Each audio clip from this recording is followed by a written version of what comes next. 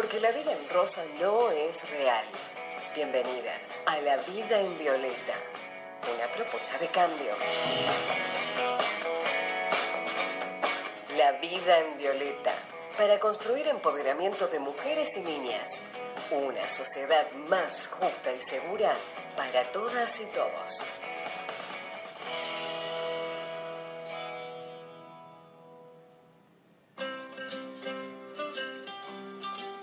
Hola, muy buenas tardes, bienvenidas y, ¿por qué no?, bienvenidos a una nueva emisión de La Vida en Violeta. Soy Verónica Pereira Carrillo. Hoy tenemos dos invitadas maravillosas. Muy buenas tardes, doctora Silvia Poma. Qué gusto tenerte en estudio. Muchas gracias, Verónica. Es un placer para mí. Y muy buenas tardes, nuestra integrante maravillosa del equipo de La Vida en Violeta, Laura Franco, abogada de familia. Qué gusto tenerte nuevamente en estudio. Hola, Verónica, gracias a vos por la invitación permanente. Sos parte del equipo, ya no te podés escapar tan fácilmente. Y por supuesto, muy buenas tardes a don Gabriel Campos, nuestro operador técnico de favorito. Bueno, muchos saludos a nuestras oyentes y usuarias de nuestra página de Facebook, que se llama justamente La Vida en Violeta.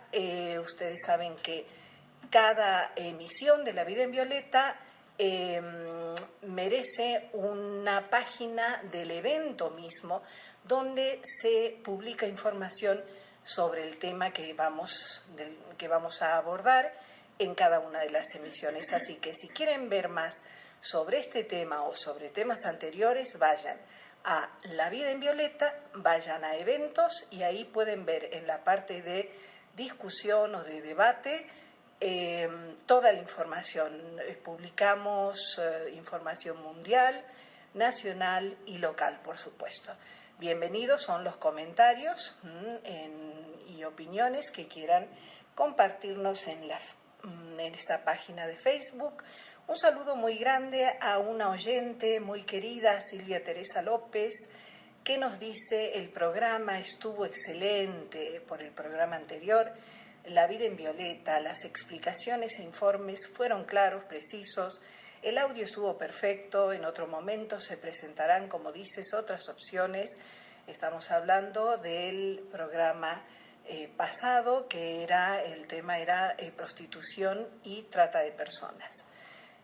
Decía entonces Silvia Teresa: en otro momento se presentarán, como dices, otras opciones, ya que el tema da para mucho al ser un flagelo mundial y abrumador.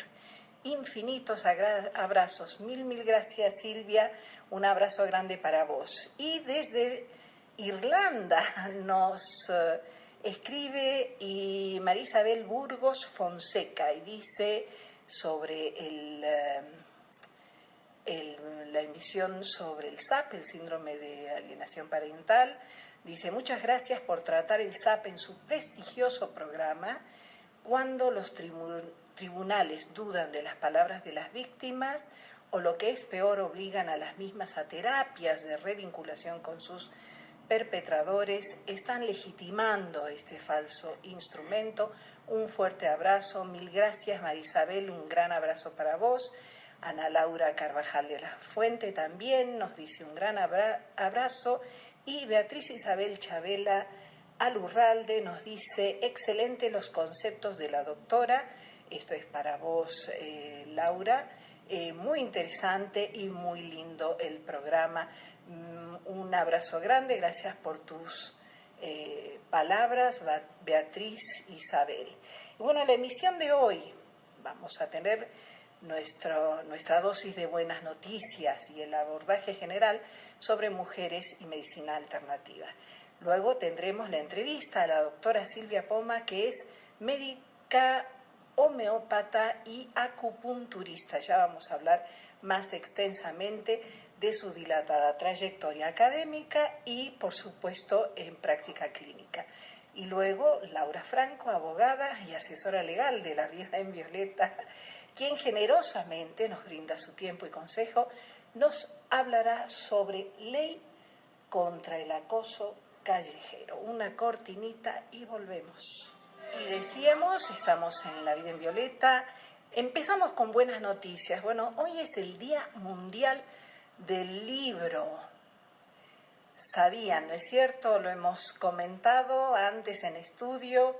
Este día, esta fecha está promovida por UNESCO y es, bueno, la conmemoración de la muerte de Cervantes y de William Shakespeare, que, fíjense, ambos murieron el 23 de abril de 1616. También se conmemora la muerte del Inca Garcilaso de la Vega. Comentábamos, para hablar de sesgos de género, que en Cataluña se celebra San Jordi, que es San Jorge. Y es, bueno, costumbre, es tradición, que a las mujeres nos regalen una rosa y a los hombres, las mujeres, regalamos un libro. Afortunadamente, y conociendo el carácter innovador de los catalanes, imagino que esto se está perdiendo porque las mujeres no solamente leemos libros, sino que también los escribimos. Y fíjense que hoy también, por supuesto, se entregó el premio Cervantes a una mujer, a la magnífica poeta uruguaya exilada en México y Estados Unidos, Ida Vitale. Ida Vitale se tiene que exilar en México porque, bueno, en 1974 se inicia una terrible dictadura muy parecida a las que hemos sufrido en otros países latinoamericanos y, por supuesto, expulsora de toda mente que pensaba, por ser peligrosa, por ser crítica, etc. Y bueno, Uruguay pierde de alguna manera a Ida Vitale, que debe exilarse en México. México generosamente, como siempre, acoge a exilados políticos y se nutre también de ellos, ¿no? Ida Vitale y su esposo se quedan en México durante 10 años, luego pasan a Estados Unidos, donde se quedan en Austin, Texas, durante, bueno, hasta hace muy poco. Y de hecho ahora Ida Vitale, con maravillosos 96 años, miren qué maravilla, vuelve a su patria. Ella dice, bueno, esta vez es definitivo, maravilloso. Otra buena noticia, hoy está la conferencia de Karen Holberg. ¿Se acuerdan de esa reina maravillosa, preciosa, angelical del 76, si no me acuerdo, si mal no recuerdo, 75, 76 o algo así? Posterior, 82 debe ser. Bueno, es una excelente científica y no solamente es una excelente científica, sino que brilla tanto que ha recibido el premio L'Oréal UNESCO de este año.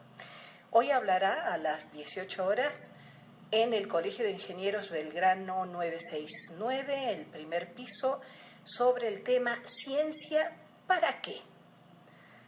¿Para qué sirve la ciencia? Tuve el honor de tenerla en un seminario de Diario de Alma, que es otra iniciativa de abogacía y comunicación para el empoderamiento de las mujeres. Un gran saludo. Yo, después del programa, me voy a escucharla a Karen, que aparte es muy, muy, muy sencilla, muy, muy llana y muy fácil de comprender, ¿no? Acuérdense que están abiertas las inscripciones para el curso que voy a dar, Introducción a la Historia del Feminismo Francés y su alcance a nivel global. Va a haber certificados de asistencia. Las inscripciones son en Secretaría de Extensión de la Facultad de Humanidades y Ciencias Sociales, en Otero 262, oficina 7. ¿Sabían, por ejemplo, que desde el término feminismo se lo debemos a los franceses? Desde el mismo término. El curso va a ser el 3, 4, 10 y 11 de mayo. Bueno, los esperamos entonces. ¿Y qué es la medicina tradicional? Bueno, se dice que la medicina nace de la mano de las prácticas adivinatorias que justamente estaban mayoritariamente en manos de mujeres. Se sabe que desde tiempos remotos las mujeres han ejercido las disciplinas que unen lo espiritual y lo material, así como el conocimiento del herbolario y otras sustancias extraídas de la naturaleza. Citemos, por ejemplo, el oráculo de Delfos, quien era una mujer y que poseía conocimientos de venenos, por ejemplo, extraídos de serpientes, entre otros. Bueno, el ejercicio de la medicina, que en ese tiempo no se diferenciaba de alternativa o convencional, etcétera, por parte de las mujeres viene desde la antigua Sumeria, es decir, desde el comienzo de la civilización humana, ¿no? Pasando por la antigua Grecia, ¿no? Donde ya en Grecia ya comienzan a verse relegadas a las medicinas no remuneradas, porque ahí está quizá el quid de la cuestión, ¿no? Y solo especializaciones en obstetricia y ginecología en el plano oficial. Citemos a Aspasia, cerca más o menos en el siglo IV después de Cristo, fue una médica ateniense de la antigua Grecia que se concentró en obstetricia y ginecología. Fue una excepción ya al sistema de clase social griego antiguo que impedía el acceso de las mujeres a la educación. Su trabajo influyó a médicos y cirujanos del periodo de medicina bizantino, incluyendo a Ezio de Amida y Pablo de Egina, etc. Introdujo sus propias técnicas quirúrgicas, desarrolló una técnica para mover una criatura en parto de nalgas. Bueno, lo que hizo fue realmente excepcional. Saltemos a Hildegarda de Bingen, que era una monja, pero también una sabia en ciencias naturales y medicina, más o menos por el año 1100, con 2 libros de contenidos sobre ciencias naturales y medicina, en los cuales expuso gran cantidad de conocimientos sobre el funcionamiento del cuerpo humano, de herbología y otros tratamientos médicos de su época. Y hubo inclusive en esa misma época en Salerno, en lo que luego fue, llegó a ser Italia, a principios del siglo XII, la escuela de Salerno, ¿no? Y de ahí tenemos a Trota de Salerno, que fue una médico italiana, que intervino en la creación de varios tratados médicos, es decir, no solamente el ejercicio, sino que se escribía sobre técnicas y descubrimientos médicos. Francesca di Roma también es otra médico cirujana, que por razones de moral y decencia solo podía atender a pacientes mujeres. Ya empieza a restringirse, ¿no? Y luego, bueno, se restringe todavía más. Sin embargo, en el mundo cotidiano, en particular en el ámbito rural, las mujeres nos hemos encargado tradicionalmente de la salud de nuestras familias y comunidades. Eso hemos observado y aprendido de los recursos que brinda la naturaleza en particular. Y en la Edad Media, desafortunadamente, se comienza a perseguir a estas mujeres sabias porque despertaban sospechas, porque eran diferentes, ¿no? Hubo la atroz quema de brujas, que también sirvió para controlar a todo aquel que pensara de forma diferente de los poderes instaurados. Y recién a mediados del siglo XIX se comienza a admitir a mujeres como estudiantes de medicina y como médicas convencionales. Citemos a Blackwell, Elizabeth Blackwell, que fue rechazada por 10 universidades en Estados Unidos hasta que fue admitida en el Geneva Medical College en Nueva York. Y el 11 de enero de 1849, fíjense el salto de la Sumeria, en donde la práctica de la medicina en las mujeres era totalmente aceptada y mayoritaria, a 1849, ¿no? Y se convierte en la primera mujer en recibir el título de doctora en medicina en Estados Unidos. ¿Qué pasa en Argentina? La primera médica es Cecilia Grierson, que se recibe en el 89. A espaldas de algún día vamos a hacer La vida en violeta sobre la medicina convencional y el aporte de las médicas, ¿no? Desde la medicina convencional. Las mujeres, a espaldas de esto, seguimos curando durante siglos, con distintos métodos no convencionales y en todo el mundo. Y la medicina tradicional, se puede decir que es un término amplio utilizado para referirse tanto a los sistemas de medicina tradicional como, por ejemplo, la medicina tradicional china, el Ayurveda hindú y la medicina Unani árabe, y las diferentes formas de medicina indígena. Las terapias de medicina tradicional incluyen terapias con medicación, si implican el uso de medicinas con base a hierbas, partes de animales y o minerales, y terapias sin medicación, si se realizan principalmente sin el uso de medicación, como en el caso de la acupuntura, las terapias manuales y las terapias espirituales. En países donde el sistema sanitario dominante se basa en la medicina alopática o donde la medicina que llamaremos tradicional no se ha incorporado en el sistema sanitario nacional, la medicina tradicional se clasifica a menudo como medicina complementaria, alternativa o no convencional. Vamos a ir a un primer tema musical. Estás escuchando La Vida en Violeta por FM Sol 100.1, San Salvador de Jujuy.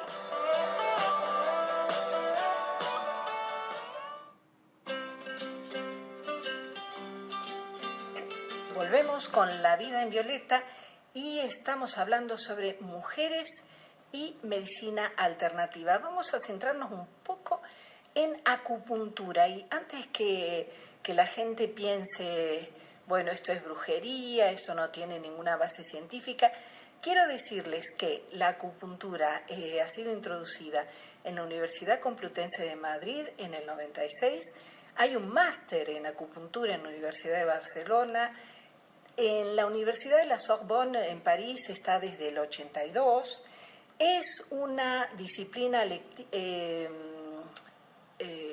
no obligatoria desde el segundo semestre del 2002 en la Universidad de San Pablo de Brasil, bueno, en el Reino Unido, en la Universidad de Hertfordshire, en Middlesex, en Estados Unidos también en la Universidad de Utah, en el Centro de Acupuntura de la Universidad de Laval, en Canadá, en la Universidad de New York hay un centro de alivio del dolor a base de acupuntura.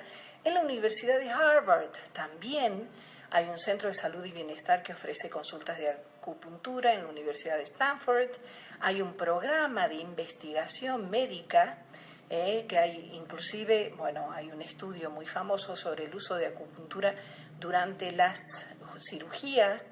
En la Universidad de Buenos Aires está la acupuntura validada desde el 2003 y, bueno, para decir solamente que la Sociedad Argentina de Acupuntura es una entidad fundada en 1954 y hay un curso de posgrado de acupuntura en la Universidad Favalora. Bueno, ahora sí, a nuestra invitada Silvia Aide Poma, no me voy a olvidar, era Aide y el Silvia, por supuesto. Doctora Poma, qué gusto tenerla aquí. Usted es una abanderada de la medicina alternativa en Jujuy. Cuéntenos un poco cuáles son los desafíos que afrontan las mujeres y que pueden ser tratados en base a medicinas alternativas. Bueno, primero voy a explicar un poquito de qué se trata la acupuntura. Ok, fenomenal. Acupuntura, como su nombre lo dice, acu, aguja, puntura, punción. Se trata las patologías solamente con la punción de pequeñas agujas en determinados lugares de la dermis, que es el punto chino, que es donde nosotros es como un remolino energético que se hace externo y ahí lo podemos manejar con agujitas. Después vuelve a profundizarse en el cuerpo. ¿De qué se trata la acupuntura? La acupuntura, nosotros según la medicina tradicional china, porque esta no es una alternativa, sino es una medicina tradicional. O sea, tradicional porque es la tradición del pueblo chino, tiene de hace 5.000 años que existe la acupuntura. Para diferenciarla de la convencional. De la alopática, ¿no es cierto?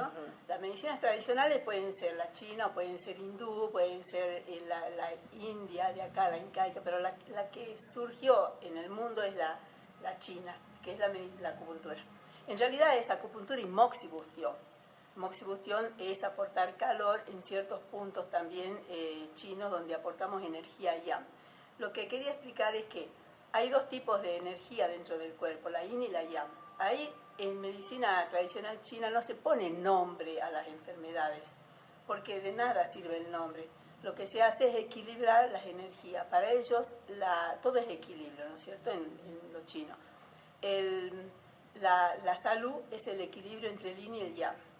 El yin es una energía suave, femenina, que tiende al frío, a la quietud. Se la considera femenina por eso, porque es más apacible, más tranquila, más fría y tiende a la depresión o a la quietud. Y la energía yang, se la considera masculina, es la energía del movimiento, de calor, más fogosa, más activa, más llena de vitalidad. Pero ninguna de las dos en exceso está bien. Todo el mundo quiere ser yang porque todos dicen, yo soy re yang, pero no es que esté bien ser yang, está mal. Hay un desequilibrio y hay una enfermedad, que puede ser una hipertensión, pueden ser muchas cosas yang, ¿no es cierto? Entonces lo ideal es llegar a un equilibrio entre el yin y el yang. Esa es la salud perfecta. Ni muy yin, que podemos llegar a la depresión, ni muy yang, que podemos llegar a un delirio furioso. Son las dos patologías. Dentro de eso está una gama inmensa de patologías, de acuerdo a los órganos que hay órganos que son más yin, órganos que son más yang, y tenemos que equilibrarlos a todos. Entonces, por eso es que se trata con las agujitas. ¿Qué se hace con las agujas? Uno va a decir, esto es magia, no. Con las agujas es como abrir y cerrar con puertas de esas energías, porque circulan por todo el cuerpo, así como circulan las venas, quiero decir la sangre en las venas o en las arterias. Acá circula energía que no se ve. Son canales que no se ven porque son energéticos, pero sí se pueden detectar con buscadores de puntos que son como tester, donde uno ve que hay un aumento de electricidad en ese punto, porque es la energía que se superficializa, y ese es el punto chino. Ahí nosotros tocamos con la agujita y abrimos o cerramos con puertas para darle mayor paso o menor paso hasta llegar a un equilibrio. Ese en realidad es la acupuntura. No introduce ningún tipo de medicamentos. Hay hierbas, sí, la medicina tradicional china trata con muchas hierbas, ¿no es cierto?, que no es el caso nuestro, porque nosotros acá esas hierbas ni las conocemos, no las manejamos, tienen nombres chinos y existen en China. Tendríamos que más bien estudiar nosotros todo lo que sean hierbas incaicas, hierbas Exacto. De acá, porque tenemos la energía de nuestra tierra nosotros. El hombre es un ser cósmico, absorbe la energía del lugar donde está. Por ejemplo, está mucho del ginseng, que es famoso, el ginseng, el ginseng es una raíz, pero es china. Entonces, anda muy bien en los chinos. Y acá también anda, pero no tanto como nuestra maca, por ejemplo. Nuestra maca o el aloe, que es de acá, de la zona, tiene nuestra energía. Entonces, eso tenemos que buscar más. Raíces y cosas que son originarias de nuestro lugar. No sé nada de eso, así que no me pregunten, esa es una materia pendiente que tengo, estudiar todo lo que sea hierbas medicinales autóctonas, que me encantaría saber. Y en este tiempo, en tu larga práctica clínica, has recibido muchas mujeres. Sí, ¿no es cierto? Y has tratado. Ajá. La mayoría de los pacientes son mujeres. Y la mayoría de las pacientes, porque yo estoy enseñando también acupuntura, porque no hay una legislación que diga que son solamente para médicos. Sí, yo entiendo que la acupuntura es una práctica médica, ¿no? Creo yo que es una práctica médica, porque hay lugares, uno tiene que conocer mucha la anatomía para poder poner las agujas en los lugares correctos. Sin embargo, sé que se está enseñando así nomás. Hay muchas academias que están enseñando. Como no hay una legislación sobre la acupuntura, tampoco hay una prohibición. Entonces, se está enseñando mucho. Pero bueno, no sé, eso de quedar en manos de los abogados que decidan. pero yo creo que tiene que ser una práctica médica. No así microsistemas. Por ejemplo, hay un microsistema de la oreja, el microsistema auricular. Son microsistemas donde no hay tanta anatomía y no hay puntos prohibidos. Y uno puede, pero sacar las papas del horno con 2 agujitas en la oreja, bajar una crisis hipertensiva, por ejemplo, revivir una persona que está entrando en un coma, una lipotimia, y volverla, una ACV, podemos ayudar. No digo que sean excluyentes de la medicina alopática. Yo creo que hay que sumar, no restar. Entonces hay cosas donde tenemos que usar la medicina alopática y apoyar con acupuntura. Hay cosas que tenemos que hacer acupuntura y bueno, ir trabajando con eso mientras va actuando la medicina alopática. Exactamente. Bueno, hay que decir que la OMS, la Organización Mundial de la Salud, especialmente con la antigua secretaria ejecutiva Margaret Chan, bueno, justamente pregonaba una cooperación entre medicina convencional y todo tipo de medicinas aplicadas. Pero volviendo a tu práctica y a las mujeres, que es de lo que se trata este programa, ¿por qué te consultan? Y me consultan, por ejemplo, ahora está muy de moda la fibromialgia. Van muchas pacientes por dolores musculares, ¿cierto? Entonces, no se crean que con una agujita ya se van a curar. No, es todo una continuidad en el tratamiento para ir equilibrándola hasta que llega un momento donde ya los músculos no le duelen. Entonces hay un desequilibrio de energía ahí. Hay otras que consulta, y la consulta más habitual que tengo yo es la ciática. Ahí van mujeres y varones, ¿no? Mujeres y varones sufren de ciática. Y la mayoría andan bien con acupuntura y con moxibustión, porque muchas veces uno descuida la zona lumbar, uno se sienta o cuando uno es joven no le lleva la punta y se abre el pantalón y la remera y queda una zona donde entra frío o humedad que le llaman síndrome B. Síndrome B es síndrome doloroso por penetración de frío y humedad en los canales. Entonces eso produce mucho dolor. Y generalmente toca la parte del nervio ciático, que en realidad no es el nervio lo que nos tratamos nosotros. Nosotros tratamos un meridiano que pasa por esa zona y produce mucho dolor, que pareciera ser el nervio ciático, pero no es el nervio ciático, es el meridiano que pasa por esa zona. Generalmente un meridiano de vesícula biliar. No tiene nada que ver con la vesícula también. Llevan nombres de órganos, pero no son los órganos, ¿no? Ahí hacemos acupuntura y hacemos moxibustión. La moxibustión saca la humedad y el frío de esos canales y empiezan a recuperar la funcionalidad y deja de doler. La moxibustión, se ha tratado mucho en China, se la descubrió en China con la acupuntura y todo, pero se perfeccionó en Japón, porque en Japón hay mucha humedad, porque es una isla. Entonces ellos tratan, la mayoría de las patologías son para moxa. Entonces se perfeccionó ahí. La acupuntura piensa en, bueno, todas las medicinas alternativas en general, piensan al ser humano no como un ente solamente físico, sino que también hay una comunicación o una alianza o una coexistencia, no sé cómo decirlo, entre lo espiritual y lo material y lo físico, sí, ¿no? Sí. Son medicinas holísticas. Uh-huh. Tanto la acupuntura, la homeopatía, son medicinas holísticas. O sea, ven a la persona, por eso no tienen nombre las enfermedades, ven a la persona como un todo. Uh-huh. Entonces, tanto puede ser un problema físico que termina atacando la mente, o sea, poniendo muy nervioso, irritable. ¿Quién que tiene un dolor no está irritable, molesto o deprimido? Entonces van juntos, la parte física con la mental.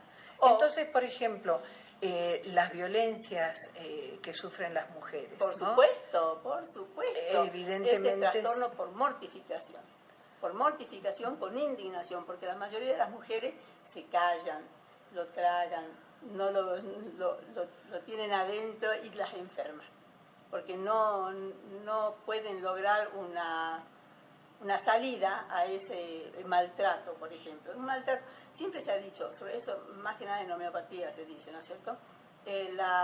Más lastima un año de un mal matrimonio, donde la mujer es humillada, insultada, bueno, todas esas cosas. Ignorada, simplemente con que sea ignorada, siempre a menos, ¿no es cierto? Más vale eso, lesiona más que 10 años de trabajo forzado, por ejemplo. El trabajo forzado es solo físico, uno está trabajando mucho, no digo en la cárcel, porque ahí hay una parte mental, componente mental muy importante, ¿no es cierto? Claro, pero un trabajo importante que uno haga físico, pero contento, no lesiona tanto como un solo año de mal matrimonio. Absolutamente. Vamos a ir a un segundo tema musical y volvemos, doctora Silvia Poma. Escuchando La Vida en Violeta por FM Sol 100.1, San Salvador de Jujuy.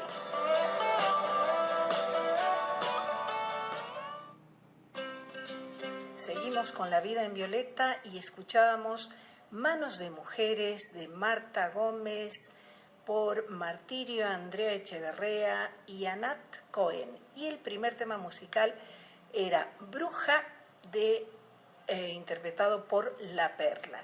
Seguimos entrevistando a la doctora Silvia Poma, que nos va a contar un poco de su experiencia con las mujeres, con sus pacientes mujeres. Bueno, sí, como decía, las mujeres son las que más consultan. Los hombres son como medio reticentes a cambiar o piensan que es la acupuntura o que no es científica. Lo más incoherente es que no sea científica. La acupuntura con 5.000 años detrás hubiera caído por su propio peso. Además, como decimos nosotros siempre, ¿qué es científico? Que lo científico es lo que se ha probado, experimentado y visto que funciona y lo toma. La mayoría de los que dicen, la acupuntura, ¿qué va a hacer? No es nada, no sirve, no es científica.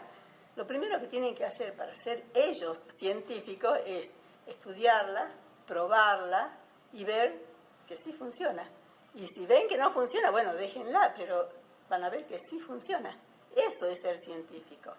Probar primero y no hablar sin saber. Absolutamente. Y bueno, de mis pacientes, la mayoría de las que van, como decía, son a veces por trastorno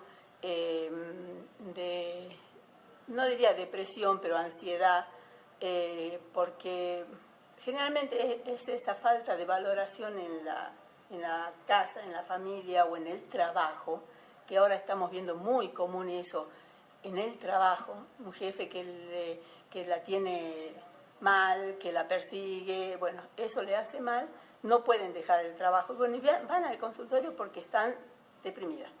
Con agujitas y con moxa uno las puede ir sacando. No se va a sacar el problema del trabajo, pero va a hacer que ella lo pueda soportar, porque esas cosas lesionan y terminan enfermando. Pero si lo hacemos a tiempo, no. Después, problemas ginecológicos, tengo bastante. Por ejemplo, en la embarazada no se hace acupuntura, ¿no es cierto? Hay puntos prohibidos para la embarazada, salvo que sea muy, muy necesario, se hace acupuntura. En general está contraindicado. La acupuntura no se hace en mujeres embarazadas. Sí, para el parto, si el bebé no se ha ubicado, hay puntos donde uno puede colocar la agujita, estimularla, y el bebé va a girar y se va a poner en posición cefálica, si no hay, por supuesto, alguna cosa física que le impida ese giro, ¿no es cierto? Pero si es nada más que posicionar, con una agujita uno hace que se dé vuelta. Después trastornos menstruales, lo más común es la dismenorrea, o sea, los dolores menstruales en la jovencita. A veces con moxibustión dejan de doler. Más o menos esos son generalmente los trastornos femeninos que yo voy viendo, ¿no es cierto? Más que nada es la parte afectiva. Ahí tiene mucho que ver la parte afectiva en las pacientes que van y somatizan. Hacen problemas físicos por estar mal en su trabajo o en su familia. Exactamente. Sé que vas a dar un curso próximamente. Contanos, por favor, porque ya podés contar conmigo. Bueno, el curso es un curso de auriculoterapia, como decía, la acupuntura sistémica es la que se ponen agujas en el cuerpo. Yo opino, yo fui formada en la Sociedad Argentina de Acupuntura en Buenos Aires Y lo primero que te piden allí es el diploma de médico debidamente legalizado, ¿no es cierto? Entonces, o sea, no reciben a nadie que no sea médico, y a mí me parece que eso está bien. Pero hay microsistema, como decía, que es como decir, podríamos decir enfermería, pero tiene todo el cuerpo representado, o sea, se puede tratar igual que en la parte del cuerpo, pero en la oreja, que no tenemos puntos prohibidos, no tenemos tanta anatomía. Entonces, yo estoy enseñando eso a las personas que les interese. No necesitan ser médicos para hacer el microsistema de la oreja, auriculoterapia se llama. ¿Cuánto dura el Desde curso? mayo, empieza el 4 de mayo y termina en diciembre. ¿Qué carga horaria tiene? Y son 8 horas mensuales, porque voy a dar, son 2 sábados por mes, de 8 a 12 en la mañana, 2 sábados por mes, y lo que lleva mucho es práctica. O sea, es teórico práctico, pero más que nada práctica. ¿Dónde hay que dirigirse para inscribirse? Al celular mía, al celular. Es 388-583-2337. Ahí pueden recibir información de lo que es el curso, qué se necesita y dónde se va a dar. ¿Podemos repetirlo, por favor? Es 388-583-2337. Perfecto. ¿Y cuándo comienza? El 4 de mayo. El 4 de sábado mayo. 4. Muy bien, a la mañana. A la mañana, porque la gente a la tarde, el sábado, nadie quiere hacer nada. Desde luego. Perfecto. Doctora Poma, mil gracias por su presencia en estudio. La esperamos siempre en La Vida en Violeta. Vamos a un tercer tema musical. Estás escuchando La Vida en Violeta por FM Sol 100.1, San Salvador de Jujuy.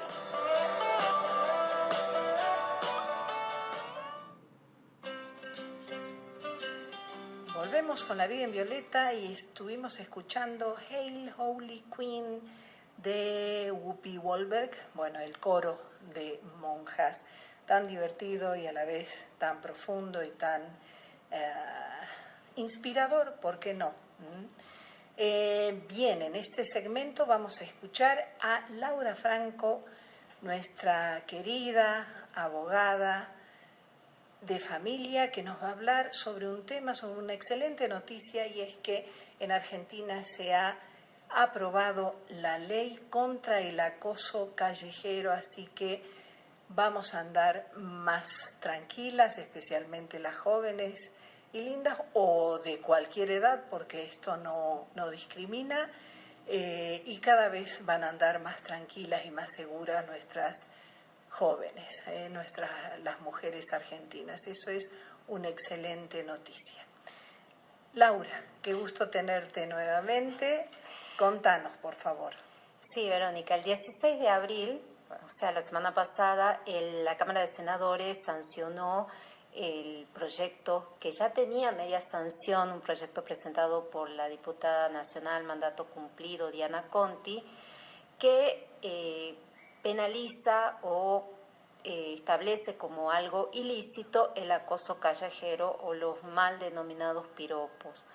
Me parece que es un avance positivo para erradicar la violencia de la que somos objeto las mujeres cuando caminamos por la calle, cuando estamos fundamentalmente en un transporte público, cuando estamos en cualquier ámbito público donde muchas veces los amontonamientos o la cantidad de gente nos vuelve a las mujeres, no solo a las adultas, a las niñas, a las adolescentes, en blanco de esta violencia que estaba tan naturalizada. Y digo que estaba porque ya las mujeres tomamos conciencia, y el mejor ejemplo es que se haya sancionado esta ley. Tomamos conciencia de que esto no es grato, que no es un halago para la mujer, y que no tenemos por qué soportar la incomodidad y el estado de enojo en el que nos pone una persona que nos violenta con frases obscenas, con piropos que nosotros no hemos solicitado,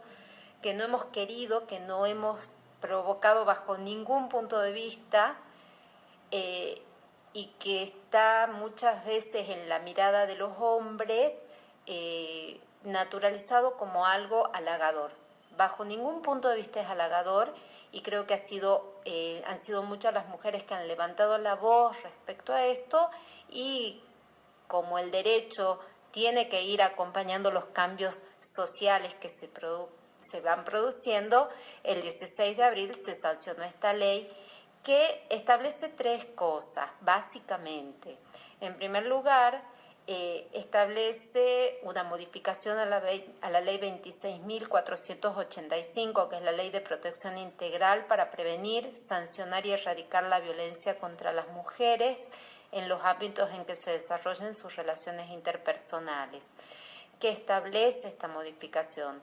Le introduce al artículo 6 de esta ley, que es el que establece las modalidades en que se puede verificar la violencia contra las mujeres, un inciso que es el inciso G, que establece: violencia contra las mujeres en el espacio público es aquella ejercida contra las mujeres por una o más personas en lugares públicos o de acceso público, como medios de transporte o centros comerciales, a través de conductas o expresiones verbales o no verbales con connotación sexual que afecten o dañen su dignidad, integridad, libertad, libre circulación o permanencia, o generen un ambiente hostil u ofensivo. Establece también la creación de una línea telefónica para denunciar y recibir asistencia o asesoramiento en caso de que seamos víctimas de este tipo o de esta modalidad de violencia. Y establece que la policía o las fuerzas de seguridad deben brindar contención y deben brindar protección a las mujeres que se encuentren en situaciones o siendo víctimas de acoso callejero. Y esto es muy importante, porque antes, cuando éramos agredidas verbalmente con estos mal llamados piropos, no podíamos recurrir. Si había un policía en la esquina, no podíamos recurrir. ¿Por qué? Porque no había una penalización, no estaba establecido legalmente que esto era una modalidad de violencia. Como ahora está establecido legalmente como una modalidad de violencia, el personal de las fuerzas de seguridad que esté apostado en las calles y que reciba el pedido de ayuda por parte de una mujer, una niña o un adolescente, no puede negarse. Y esto, Verónica, va muy de la mano con la ley Micaela, de la que venimos hablando ya en reiterados programas. ¿Por qué? Porque que tomemos conciencia que el acoso callejero es una modalidad de violencia,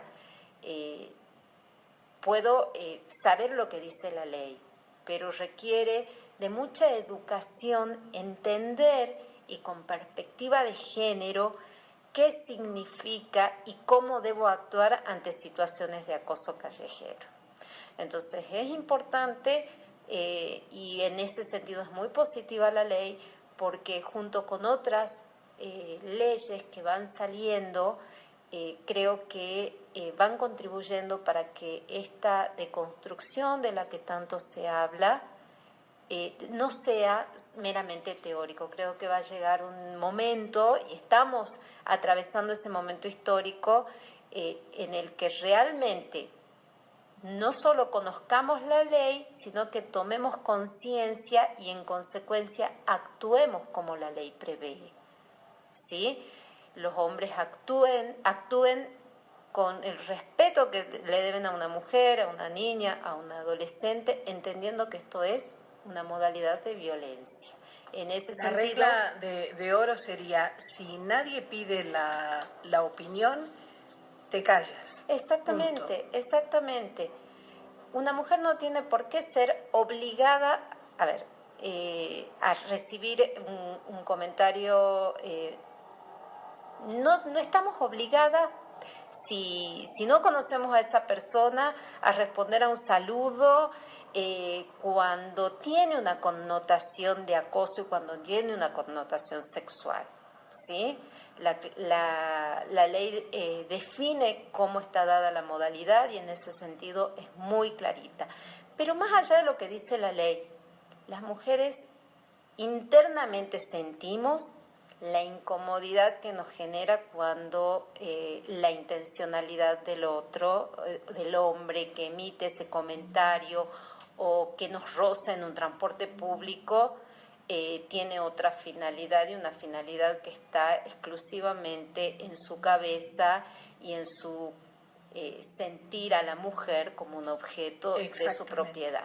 Porque si yo normalizo, naturalizo, por ejemplo, que se emitan opiniones o que se haga un acercamiento a una mujer a nivel oral, eso puede ser el comienzo de otras violencias a nivel físico, porque bueno, tocamientos, roces, como acabas de decirlo, es decir, no, punto, es decir, y aquí me parece que la ley se está adelantando a las costumbres y eso es algo muy bueno. Sí, porque la ley, fíjate cómo la define, como la violencia, la modalidad de violencia ejercida contra las mujeres por una o más personas, puede ser por una persona solitaria o un grupo de personas en lugares públicos, ya sea una plaza o de acceso público como puede ser un boliche bailable, una confitería, un restaurante. Como medios de transporte, acá es importante decir que cita a los medios de transporte o centros comerciales, pero no como algo exclusivamente, como los ámbitos en los que exclusivamente se va a entender que hay una modalidad de violencia callejera, sino que lo cita de manera ejemplificativa, ¿sí? Pero es importante que lo cite porque el transporte público es uno de los lugares en el que más casos de acoso por rozamiento se produce. Y otra cosa que otro proyecto de ley que obtuvo media sanción el 16 de abril, juntamente con la sanción de esta ley, es la que, en caso de que también reciba su sanción en Cámara de Diputados, va a incorporar otra modalidad más de violencia a la ley 26485, que es la violencia política contra la mujer. Y el proyecto la define como la conducta que mediante métodos de presión, persecución, acoso y o amenazas impide o limita sistemáticamente el desarrollo propio de la vida política o el acceso a derechos y deberes políticos, desalentando o menoscabando el ejercicio político o la carrera política de las mujeres. Y esto, junto con la ley de cupos, es un gran avance para las mujeres que se dedican a la política en nuestro país. Excelente. ¿Podríamos hablar en otro momento de esto exclusivamente? Sí, todavía esto recién va a pasar a tratamiento de la Cámara de Diputados. No es ley. El día 16 de abril, la ley que introdujo al acoso callejero como una modalidad de violencia obtuvo su sanción por unanimidad. Es decir, ya es ley. Ya es ley. Uh-huh. Y este proyecto de violencia política contra la mujer tiene una media sanción, es decir, que requiere el tratamiento en Cámara de Diputados, pero es un gran avance. Por supuesto. Mil gracias, Laura Franco. Gracias a vos, Verónica. ¿Dónde está tu consultorio jurídico en Independencia? 291, segundo C. Excelente, te esperamos para la próxima emisión de La Vida en Violeta, por supuesto. Bueno, muchas gracias. Y amigas y amigos, esto ha sido todo por hoy, por este martes 23 de abril del 2019. Soy Verónica Pereira Carrillo, en la operación técnica don Gaby Campos y en la asesoría legal Laura Franco. Un gran abrazo a todas y a todos. Nos escuchamos y nos vemos el próximo martes.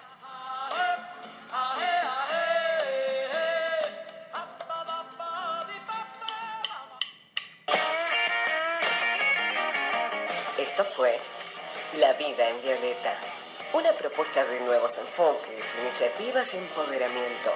Te esperamos todos los martes. Tu radio, FM Sol 100.1, San Salvador de Jujuy, Argentina.